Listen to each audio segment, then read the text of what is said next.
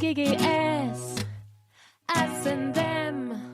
Welcome everyone, my name is Jiachen and I'm a part of the organizing committee of HGGS Summer Forum 2025, and we're having a podcast recording with Dr. Pavel here and also Tatiana.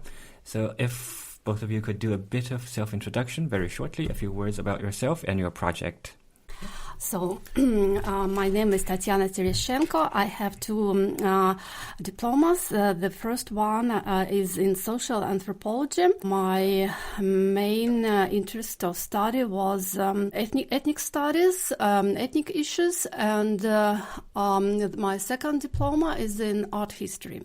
So, while studying it, I was always wondering what the depictions of the other peoples, of the other nations in visual arts were. This was one of my main interests even then. I decided to combine in my PhD and in my further studies these both topics, the ethnic studies and art history. So this is why I referred to this theme of research. Yeah, hi, my name is Pavel Brunssen. I'm a postdoctoral researcher here at the Research Center on Antigypsyism at Heidelberg University. My research project is on Antigypsyism and minority subjectivity in German popular culture. And I'm looking at football, hip-hop, and carnival. And I came to this research also through the interest of the images of the other, which long has also been the focus of scholars in Germany, kind of the other. So there's a history of Zyganologie, ethnologists who looked at what they called Zigeuner, gypsy people, a heavily contested term. And now anti-Gypsyism research kind of turned around and is asking the question, what is the fascination for this other? Where does it come from? And also tries to bring the perspectives and voices of Sinti and Roma people into the research. And I'm trying to do this through a contemporary study of popular culture in Germany.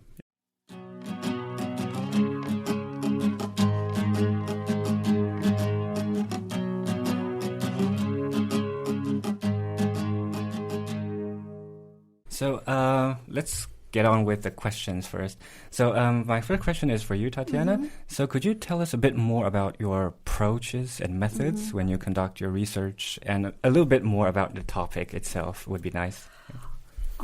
Good question. I think my main interest is multidisciplinar and the mixture of approaches and scientific fields. So because this theme is not just limited to the art history, it also concerns a lot history as it is, because images of the others depend a lot on the historical events, and I influenced a lot on, and also I like to compare different epochs. I don't like to be limited on just one. This is why I study the ancient history, the images of the artists in the ancient art and also in the medieval art, and also I have some papers concerning those of the contemporary art, and actually they have quite many similarities with these epochs. And as for the concrete methods, I think actually the visual studies are not that much rich with the methods and approaches. Maybe the main one, the most evident one, is the so-called iconology, studying images in connection with the semiotic meaning and also with the historical contexts. Also semiotics or structural functionalism, studying the images in the sum as some holistic system and their interconnection with each other, and also their semiotic meaning. And also what I never saw in Western studies, but maybe what is unique for the Russian studies, and also the studies of mostly for the studies of the images of the artists in the medieval art, is applying some philological, linguistical methods and approaches used for example, text analysis. So we have a scientist, I think he died just a while ago. His name was Sergei Markov, if I remember correctly. He was the first to start this. He was actually originally... He was a philologist, but he also turned to studying images in the medieval art and applied his philological methods to this. So, okay, thank you. So speaking of images, I absolutely loved your presentation yesterday. I saw a lot of very interesting, those paintings. Are those paintings or just carvings? There are different types of art objects. There are vase paintings studying from the ancient Greece. Then there are reliefs concerning mostly reliefs concerning the Roman art. Yeah. And in the medieval art, there were some paintings, there were some illuminated manuscripts, there were sculptures. So that's it. Cool. But speaking of images, I actually saw a very interesting image in your presentation as well, Dr. Brunssen. It's a picture held by the audience in a football stadium, wasn't it? So I'm wondering what that image was like showing or demonstrating and what kind of role it plays in the project. Yeah, images play a big role in the project, in football and specifically in Carnival, where people are dressing. So images of costumes are then also circulated, but they are... So performance studies is one of the next to visual studies and other kind of fields that inform my project. So in football, we have these banners, flags, different ways that are created by fans. And they portray different meanings. Often they are in support of a certain team, often painted in the specific colors of a specific team. And in some instances, they are not frequent, but they happen and they show something that is there and often not recognized, namely racism, anti-Semitism, and also Antigypsyism, so racism against Sinti and Roma people. And the image I was showing yesterday was one in which some fans painted the faces of the figure of the gypsy. So this other that is very different from how Sinti and Roma are. It's kind of something that goes back to long art history, in culture, in opera, and so on. So it's more of a mask, of a fantasy, of an anti-image than a depiction of actual people. And they put it together with the slogan Zick-Zack Zigeunerpack, so Zick-Zack Gypsy Pack, which is also something that is shouted at rival teams or other football teams or a group, I don't know, sometimes maybe even the police or something, some kind of enemy group. And so this is a way of uplifting the self-collective, the collective of us, in a way of we are not them, we are not the third other, but you are, your group, your fan collective, your football club is, your city is, whatever. And so this image and anti-Gypsyist language and visual depictions are used to kind of denigrate and discriminate against the other team, but also at the same time makes use of this long history of anti-Gypsyism, which is easily understood to German audiences who have a long history of anti-Gypsyism and also a very strong visual, but also, not only visual memory, what that is informed by anti-Gypsyism. So Tatiana, would you say that the same thing also took place, like in your research, like people using visual arts to express the conflict or the differences between two groups of people or two different ideologies, such things? I wouldn't call it ideologies. I think for the ancient and the medieval art, it would be too early to talk about such articulated ideologies. But of course, they clearly used these pictures to express the differences between us and them, and sometimes, and quite often, they were actually very dichotomous. There were some qualities which were, or some details, some characteristics which were clearly opposed to each other. And I talked about this yesterday. There were, for example, some details of clothes, some types of weapons, some traits of appearance, whatever. All of them were counterposed to each other, and it was especially visible and especially characteristic for the depictions of the military confrontations, for the military battles, because it is clear that during some military confrontations, such or counter oppositions, such dichotomies became the most clear, the most articulated. So. Okay. So there's a very interesting thing that I noticed, but correct me if I'm wrong, but I think modern visual ways of expressing things are rather more abstract, so to speak. So they don't really give you direct visual expressions. For example, a scene in a war or in a battle, but rather some like cartoonish things with a few lines of words. Would you both think that's some sort of like a better way of expression, or does it actually stop people from understanding the meaning of the visual art? So you mean modern, today's contemporary art, or from both perspectives, maybe. So which ways do you think is better? Which way do you think is better at expressing what they're trying to express? Good question. Sorry, may I answer first? Well, in my opinion, I am talking mostly about the art, but again, today there is no clear border between the art and other sorts of visualities like photography or whatever, advertisement. In my papers concerning the contemporary art, also try to touch upon this.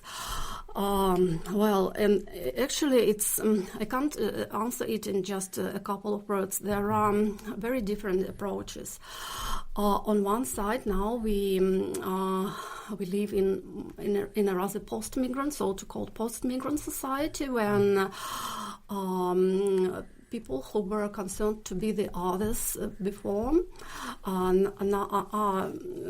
became us, or so to sell us nowadays. And often the contemporary art or the contemporary visual media, so to say, represent the others as us. But so on one side it shows their differences, but there is some ambiguities. They are us, but not, well, they are the others which are us. So if you see, for example, in the advertisement today, there are lots of images of the people of let's say, not European look, which before were represented as the others, but now they are depicted as just people living in the European society, which are adopted, which became us. So this is one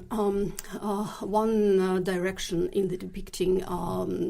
Again, it's even hard to talk the otherness, some post-otherness, so to say.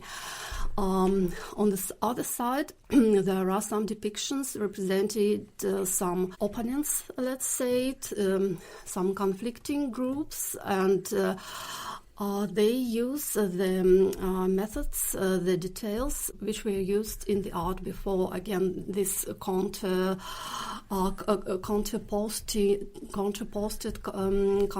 details, characteristics, and some negative details. So I would say I see two directions in the depictions of whatever you call it, let's say post-otherness or otherness. Yeah, that's it. Yeah, it's hard to make this differentiation when it comes to anti-Gypsyism. Of course, the art forms differ from, 16th century paintings to today's social media. But astonishingly, the imagery is more constant than changing. So depictions of fortune tellers who only offer their craft of fortune telling so that their relatives could steal behind your back something out of your pocket. And we have these paintings going centuries back, and we have these paintings today on social media or even in performances during Carnival, where you have, for instance, festival places where these people dress as gypsies. And I specifically use the term not Roma or Sinti because they are not talking about Sinti and Roma. They're not interested in how Sinti and Roma are. They are interested in embodying this figure which has such a long tradition in our visual culture and not only visual culture. And they create a space where they have a caravan, where they have a fortune teller, where they have clothing that is placed outside and not inside. They have cooking wear outside, not inside. They cook on a fireplace. So everything that is not modern, that is pre-modern, but also not really pre-modern. It's more like out of time. It's more like fairy tale time. So they are creating such a fairy tale time.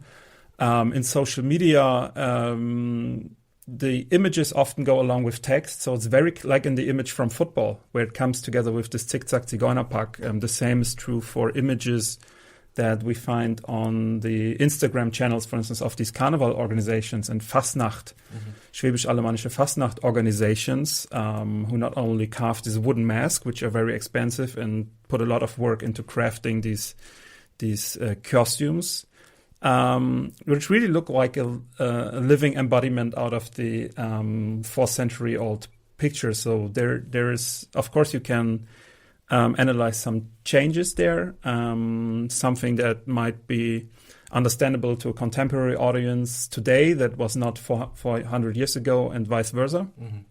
But at the same time, we have all these constants, and then in rap music and hip hop, it comes to videos where we have some of these images. So also the media depends on the popular culture, I would believe. In football, it's more banners or stickers or graffiti that we see and have. In hip hop, it's more the videos when it comes to visual elements. And in Carnival, it's really the performance on the streets and the spaces they create. And then they post pictures and videos online on YouTube and on their websites and Instagram and so on.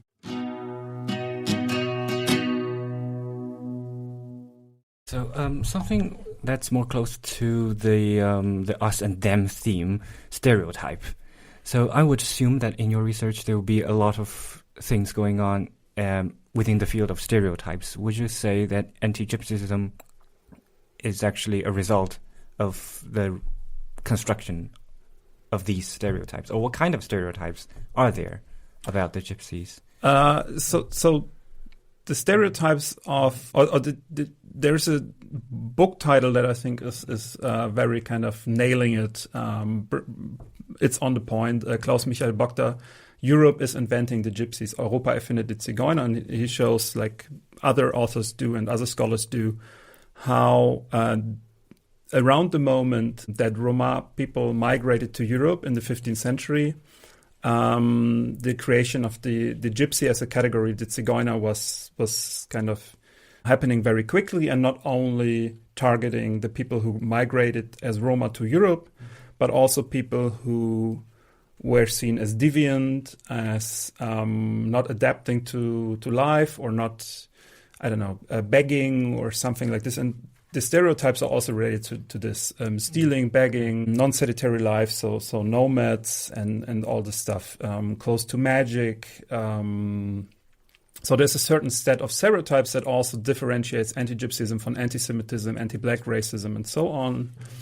And it is closely related to the development of Europe as a continent in terms of nation states, territories, the idea that a certain population, a folk, is linked to a certain land space, is kind of developing during this time. At the same time, the development of capitalism and the idea that someone should work in a productive way, contribute to the broader good, work hard and honest.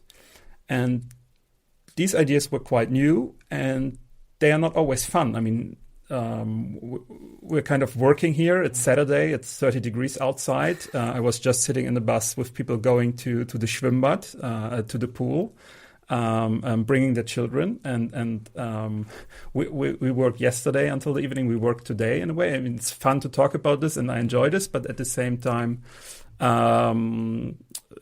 people who adopt to life under capitalist societies and the nation states,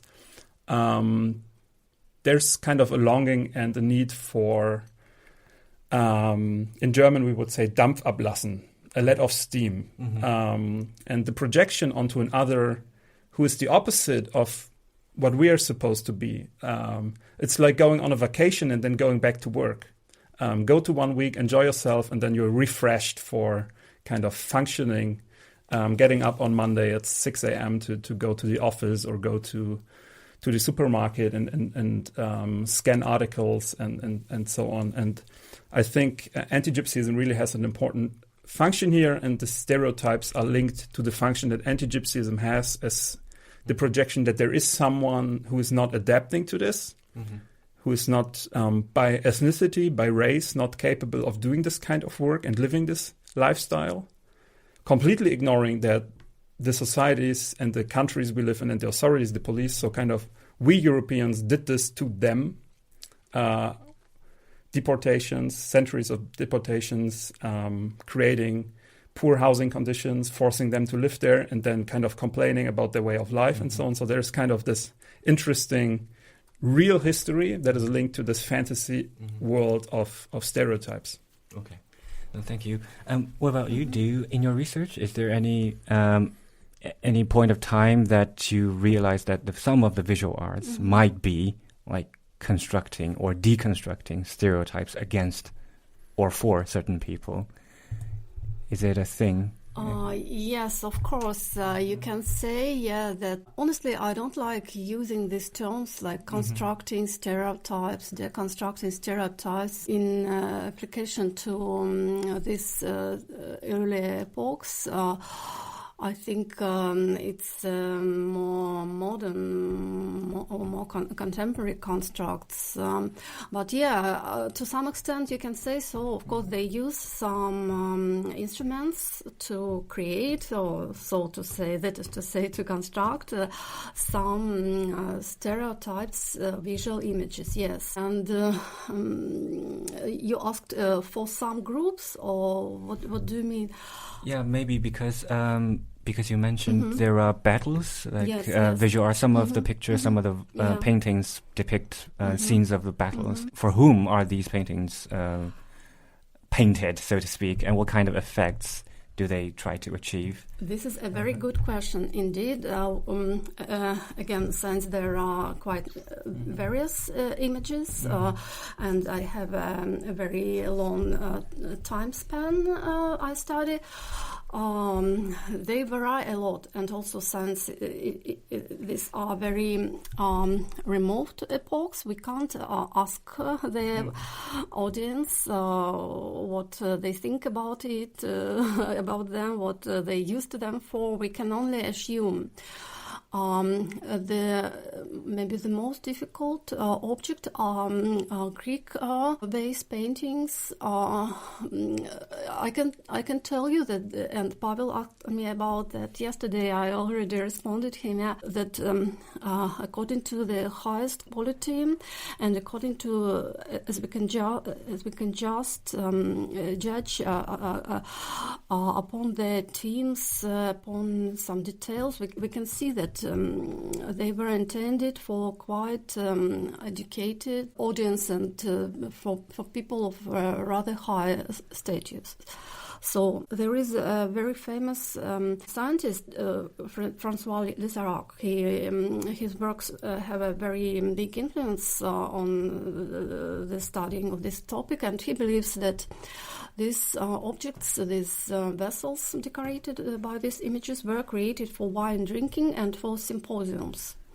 So people, it were exclusively men of high societies, came to these banquets, and they were drinking and discussing something, and used these objects, these vessels. I believe that they were rather intended for some rituals, mostly for funerals. They have a very complicated semiotic, which had lots of layers, and referred at the same time to some contemporary events and also to mythology and rituals. So as for Roman objects, it's more easy to respond because we know that they were created for propaganda, for the most broad society, for propagating them the ideas of the majesty of the Roman state. So, and also it's more complicated with the medieval images. I think most of them were also created for some private use, for some narrow circles, and also of very high status, because it was either illuminated manuscripts, which were very expensive, or these paintings intended for also wall paintings, which also all of them, or most of them, were intended for some narrow groups. So, and they represented their maybe some private interests, their political ambitions, something like this. Hey, Yeah. thank you so very much. I guess our time is up. And I want to thank you both again for adjusting to our very tight schedule. And I hope you have a nice day. Thank you. Thank you very much. Thank you very much for organizing this very interesting event. Thank you. Pleasure.